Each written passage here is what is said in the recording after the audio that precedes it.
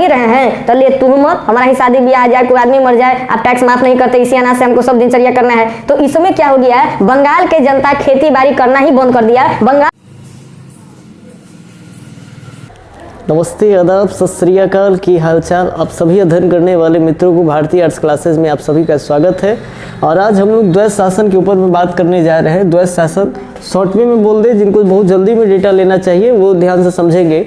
द्वैध शासन का मतलब होता है कि जब एक ही सत्ता का संचालन जब दो व्यक्तियों के हाथों में हो जाता है, या एक सत्ता जब दो आदमी मिल करके दो लोग चलाते हैं, एक ही सत्ता का संचालन दो लोग करते हैं, तो उसे कहते हैं द्वैध शासन। बंगाल में द्वैध शासन की बात कर ले तो लागू करने वाला व्यक्ति है रॉबर्ट क्लाइव, जो 1765 में इसको लागू किया था। बाद में जो है से कि वारेन हेस्टिंग्स के द्वारा इसको खत्म कर दिया जाता है। अब जो लोग इसको चाहते हैं कि द्वैध शासन को विस्तार से पढ़ें कि आखिर द्वैध शासन का क्या जो है से कि यहाँ प्रभाव पड़ने वाला है, तो फिर मेरे साथ बने रहिए। उसके लिए हम सबसे पहले आपको बंगाल की पृष्ठभूमि के बारे में आपको बताते हैं। तो ये अगर हम लोग इस समय बात कर रहे हैं तो 1765 के आसपास के अगर हम बातें आपको बता दें, तभी बंगाल के इतिहास आप लोग पढ़े होंगे, नहीं पढ़े होंगे तब मेरे प्लेलिस्ट में जाइएगा और उपनिवेशवाद और देहात का पार्ट 1 बना हुआ है, उसको पढ़िएगा तो आप बंगाल के चीज़ों को समझ जाइएगा। किस तरह से अंग्रेज जो डेरा डाला है भारत में, ईस्ट इंडिया कंपनी 1600 ईस्वी में लाई थी, तो पहले कैसे कमजोर था, लेकिन किस तरह से फारूक शेर ने दस्तक दिया, जिसके कारण जैसे कि दस्तक का लाभ उठा करके अंग्रेज धीरे धीरे अपनी नींव जमा रहा है। और किस तरह से यहाँ पे बंगाल में प्लासी की युद्ध 1764 में होता है, और 1764 का जो प्लासी का युद्ध है उसमें सिराजुद्दौला को अंग्रेज पराजित कर करके ये बंगाल वाला जो, अच्छा बंगाल थोड़ा सा समझा लें अभी हम आपको। अभी का जो पूरा का पूरा ये प्रॉपर जो बांग्लादेश है, ये बांग्लादेश, अब बांग्लादेश के उत्तर साइड में अब ये भारत का स्टेट है, इसको कहते हैं पश्चिम बंगाल। ये जो देख रहे हैं ये पश्चिम बंगाल। पश्चिम बंगाल के इधर में पश्चिम साइड में देखें तो ऊपर में ये पूरा बिहार है। उस समय का बिहार हम यहाँ लिए हुए हैं, क्योंकि बिहार में जैसी बात कर ले तो अभी 1700 का जो हम लोग टाइम की बात कर रहे हैं, एक मिनट रुक लीजिए। तो 1700 ईस्वी का जो टाइम की हम बात कर रहे हैं, तो 1700 ईस्वी में अभी झारखंड बिहार का ही हिस्सा है, यानी अभी झारखंड बिहार से अलग नहीं हुआ है। क्योंकि झारखंड बिहार से अलग कब होता है, 2000 ईस्वी में होता है, आप सब जानते हो। तो ये ध्यान से सुनेंगे। अभी बंगाल कहने का तात्पर्य ये हो रहा है कि ये आपका पूरा का पूरा बिहार, और ये आपका जो है से कि पश्चिम बंगाल, और ये आपका बांग्लादेश, ये सब मिल करके एक बंगाल बना था। आगे हम लोग इतिहास में बंगाल का हिस्ट्री पढ़िएगा तो पता चलता है कि उड़ीसा का कारोबार भी बंगाल में मिला है। जब बाद में मराठाओं जो अटैक करने के लिए जब योजना बनाए, तो मराठाओं को बंगाल का जो नवाब हुआ था अलीवर्दी खां, वो मराठाओं को ये सौंप दिया था। तो ये ध्यान से सुनेंगे। ये जो बंगाल था, जब पूरा इतिहास आप लोग पढ़े होंगे तो आपको मालूम होगा कि यहाँ पे हरियाणा में जो दिल्ली है, तो दिल्ली सल्तनत काल पूरा बीत गया। मुगल बादशाह लोग दिल्ली पे बैठ कर करके पूरा जैसे कि शासन कर लिए, बाबर से लेकर के बहादुर शाह जफर तक। तो यहाँ पे ध्यान से समझिएगा बात को। ये दिल्ली का जो ये एरिया है, तो ये दिल्ली का ही अधिक, ये दिल्ली का एक सूबा था बंगाल। क्योंकि दिल्ली सल्तनत में आप लोग सूबे के बारे में पढ़े होंगे कि क्षेत्र जीत करके मुगल बादशाह क्या करते थे, वो किसी न किसी को सौंप देते थे। यानी ये एक सूबा होता था, जैसे अहमदनगर हो गया, मुल्तान हो गया, लाहौर हो गया, ये सब एक प्रांत है। प्रांत को सूबा नाम दिया गया था, और सूबे का जो मालिक दे दिया गया था वो सूबेदार हुआ करता। यानी सूबेदार एक राजा की तरह रहेगा, जो दिल्ली सल्तनत, दिल्ली के जो अधीन आने वाला जो सूबा है, जैसे बंगाल भी दिल्ली का ही एक सूबा था। तो यहाँ से सभी टैक्स को, यहाँ सूबेदार होगा, जो सूबेदार यहाँ से सब चीज काम चलाएगा। सूबेदार का मतलब समझिए राजा की तरह। ये सबसे ऊपर वाला जो पद है ये सूबेदार है, ये ध्यान से सुनेंगे, ये सूबेदार है। सूबेदार के नीचे दो इंपॉर्टेंट जो पद है, एक दीवान होता है और एक निजामत होता है। ध्यान से सुनेंगे, एक दीवान होता है और एक क्या होता है, निजामत। देखिए दीवान का मतलब राज्य के जितने भी रिवेन्यू आते हैं, तो राज्य का जितना भी रिवेन्यू टैक्स के रूप में लाया जाएगा, वो राजस्व वो दीवान में जाएगा। और यानी ये कह सकते हैं कि गैर उत्तरदायित्व वाला काम है, इसका कोई लायबिलिटीज नहीं है जनता के प्रति कि जनता माथा फोड़ लिया, कि जनता को पुल चाहिए, कि जनता गरीबी में जी रही है, इस सब का इसको कोई लिया दिया नहीं। ये है क्षेत्र से, प्रांत से टैक्स यहाँ आएगा दीवान में, और जो दीवानी जो लेगा वो दीवान जो लेगा वो दीवानी कहलाएगा। ध्यान से सुनेंगे, जो दीवान को उठाएगा वो क्या कर, सॉरी याद रखेंगे, ये पद को कहते हैं दीवानी, ये पद को क्या कहते हैं दीवानी, और दीवानी का जो पद उठाता है यानी जो दीवानी जिसको मिलता है वो दीवान कहलाता है, वो क्या कहलाता है दीवान कहलाता है, ये याद रखेंगे। तो ये एक और पद होता है निजामत। ये निजामत का काम मतलब आप समझ जाइए कि राज्य में जो उत्तरदायित्व वाला काम है, लाइबिलिटीज का जो काम है वो निजामत को मिला है। इसको समझिएगा तो आपको बेहतर से समझ में आने वाला है।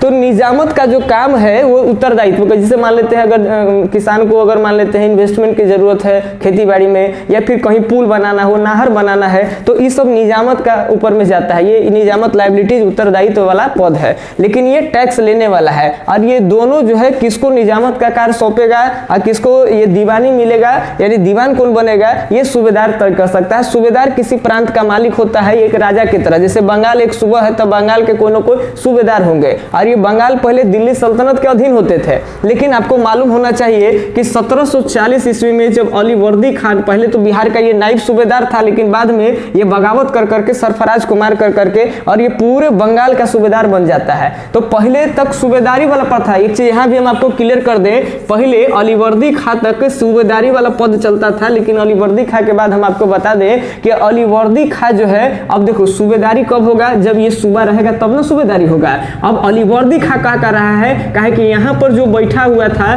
तो 1739 में जो करनाल का युद्ध हुआ था जिसमें नादिर शाह मोहम्मद शाह को बुरी तरह से हरा दिया था दिल्ली के मुगल बादशाह को, तो अलीवर्दी खां बंगाल में बैठा बैठा सब जान गया है कि मुगल बादशाह का पहले वाला कोई ताकत नहीं, जो ताकत औरंगजेब वगैरह से पूरा रहा था वो अब ताकत दिल्ली में बैठे गद्दी में मुगल बादशाहों को नहीं है। तब ये क्या किया कि रुके, जब बगावत कर देते हैं, ये बगावत कर दिया, ये पूरा बंगाल को जीत करके बंगाल को 1740 में अलीवर्दी खां ने स्वतंत्र घोषित कर देता है। जब 1740 में अलीवर्दी खां स्वतंत्र घोषित कर देता है तो कहता है हट सूबेदारी वाला कहा जाएगा, अब तो हम बंगाल के नवाब हो गए। तो बंगाल के नवाब बन गया कौन, अलीवर्दी खां 1740 में। 1740 से बंगाल में नवाबी वाला सिस्टम आ जाता है। तो अब आप जानते होंगे कि यही अलीवर्दी खां के सबसे छोटी बहन का एक बेटा है जिसका नाम सिराजुद्दौला है, और वो बंगाल का नाती है। उस समय से हम लोग के यहाँ एक कहावत भी प्रचलित हो गया, 92 नवाब के नाती, समझ लो। तो ये 92 नवाब के नाती वहीं से आ गया, चूंकि सिराजुद्दौला एक योग्य नाती हो जाएगा इसका, अब अगला उत्तराधिकारी भी वही बनेगा। तो प्लासी के मैदान में हम लोग देखे थे कि सिराजुद्दौला को अंग्रेज ने हरा दिया। उसके बाद हम थोड़ी सी कहानी अगर बढ़ाएं तो सिराजुद्दौला को किस तरह से मीर जाफर को मिला लिया, षड्यंत्र है, बीच में आप पढ़े होंगे, नहीं तो पढ़ लीजिएगा। अब आगे कहते हैं 1764 में प्लासी के युद्ध में जब ये बंगाल के जो नवाब सिराजुद्दौला थे उनको हरा दिया गया है, तो आगे चल कर करके फिर कहते हैं 1764 के बाद, सॉरी एक मिनट, 1757 में ये लड़ाई लड़ी गई थी प्लासी का युद्ध, और 1764 की अगर बात कर ले तो 64 में लड़ी गई थी बक्सर का युद्ध। ठीक है, ये ध्यान में रखिएगा। 1757 में आपका जैसे कि चूंकि ये याद रखेंगे 1740 तक जो है शासन कौन कर, 1740 से 1757 तक शासन कौन करता है बंगाल पे, तो अलीवर्दी खां। उसके बाद इसका नाती आ जाता है 1756 के बाद, यानी मोटा मोटी 16 साल तक का जो शासन होता है वो अलीवर्दी खां का रहता है बंगाल में। उसके बाद सिराजुद्दौला आता है तो यहाँ पे लड़ाई हो जाता है, सिराजुद्दौला और अंग्रेज के बीच में लड़ाई होता है, वही लड़ाई कहलाती है प्लासी का युद्ध, जो प्लासी के मैदान में लड़ी गई थी, 1757 में लड़ी गई थी। आगे अगर बात कर ले तो 1764 में हम आपको बता दें कि बक्सर का युद्ध हुआ था, जो मीर कासिम आगे चलकर बंगाल का नवाब बनाता है अंग्रेज, और मीर कासिम जो है अंग्रेज से बगावत करता है। क्योंकि अंग्रेज नहीं थे, किसी तरह से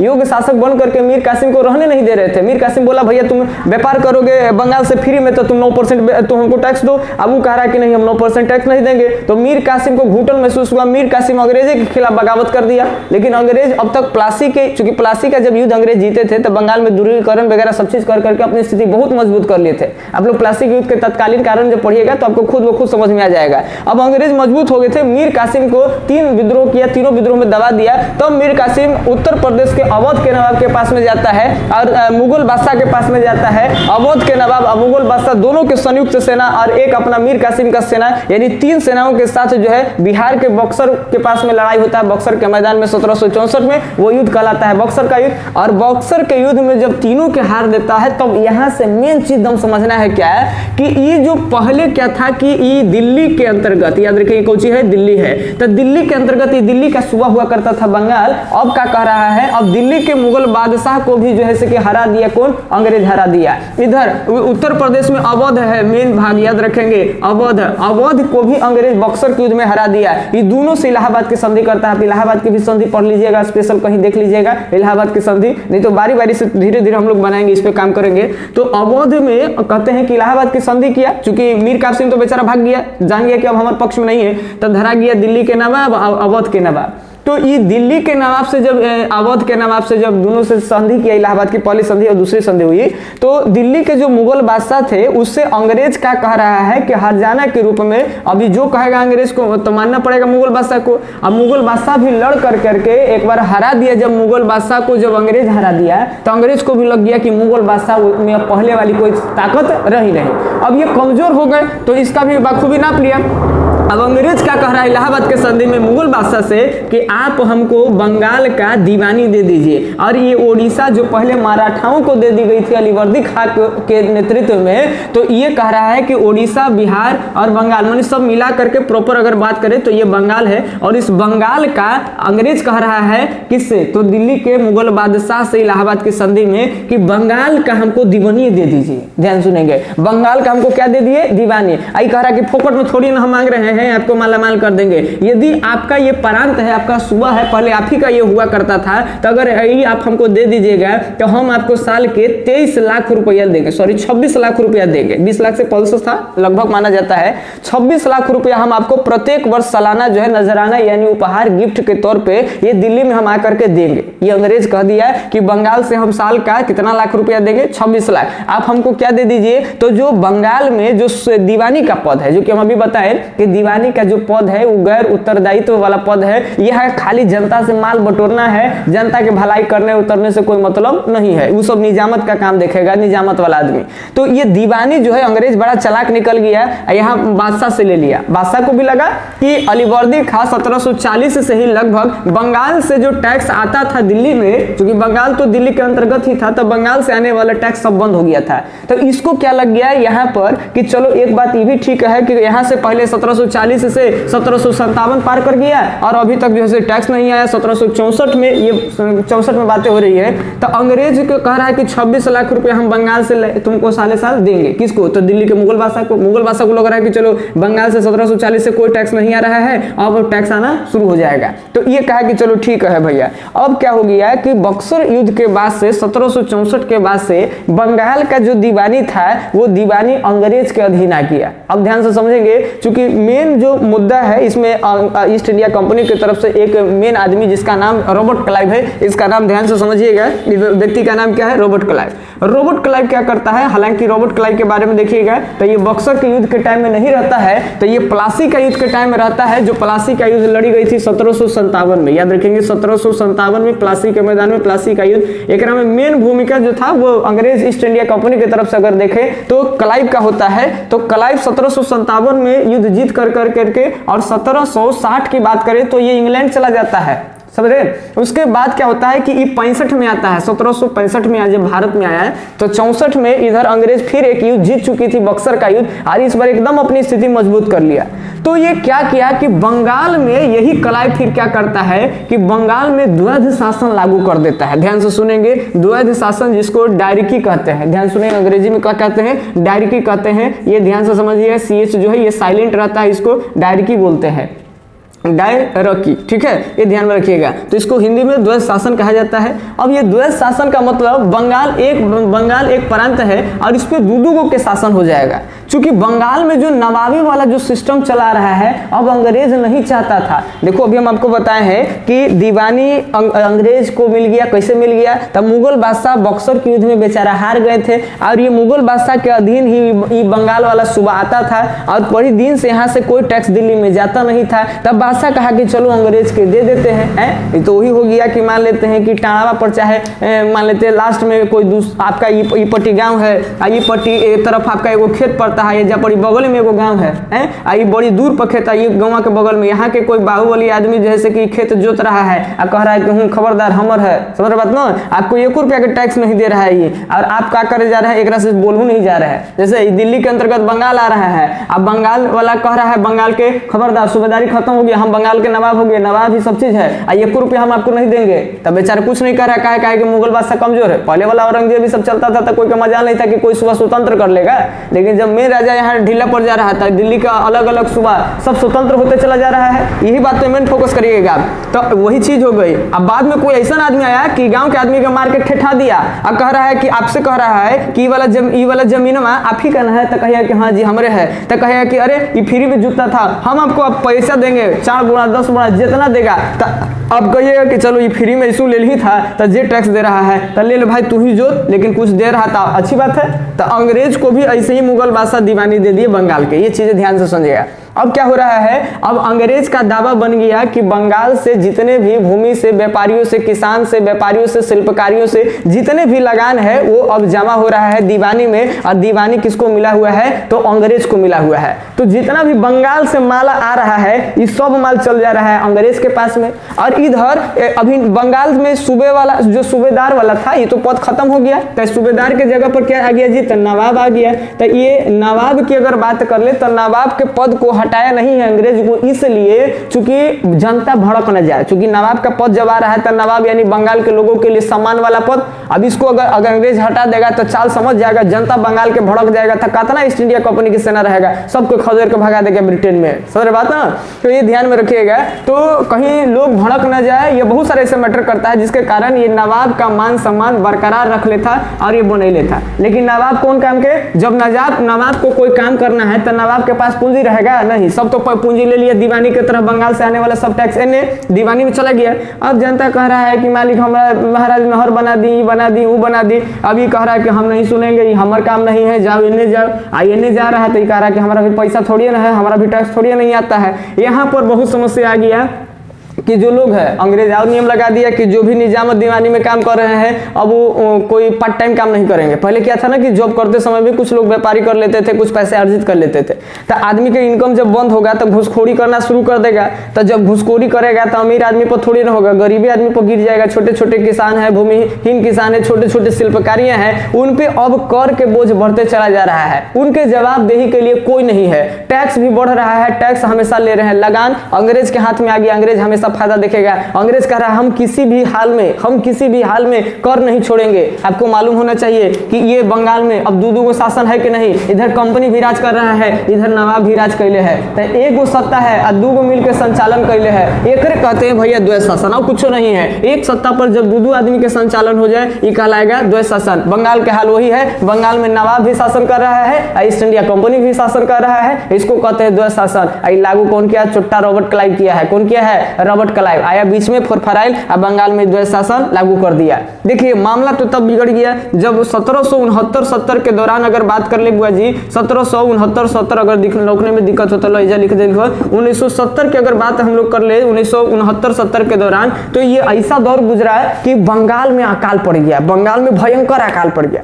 आप जब टैक्स लेते रहिएगा, आप कहिएगा कि अंग्रेज यहाँ दीवानी के थ्रू सब राजस्व बटोर रहा है, जितना भूमि से पैसा आ जाए, व्यापारी से पैसा आ जाए, सब दीवानी में जा रहा है, और निजामत के काम नहीं करिएगा है। तो मान लेते हैं कि कोई खेती बाड़ी किसान है, पैसा आपको दे रहा है, टैक्स दे रहा है, तो कोई कर्ज उर्ज देना जरूरी नहीं जी, आप पैसा नहीं दीजिए, उसके बेटी का शादी है, ये है वो है, मान लेते 100 मन धान है, 100 मन बेच करके एक 100 मन 200 मन 300 मन धान है, उसके पास सोच रहा धान बेच के अपनी बेटी के ब्याह कर देंगे, ये कर देंगे, वो कर देंगे। आप है कि ब्याहों में टैक्स नहीं छोड़ रहे हैं, बारिश हो गया, सूखा पड़ गया, अकाल आ गया, कुछ में आप लगा नहीं माफ कर रहे हैं, कंपनी कर रहा है हमको हर हाल में फायदा, हम तो टैक्स लेवे करेंगे, कभी कर के दर बढ़ा देंगे, कभी कर के दर कुछ कर देंगे।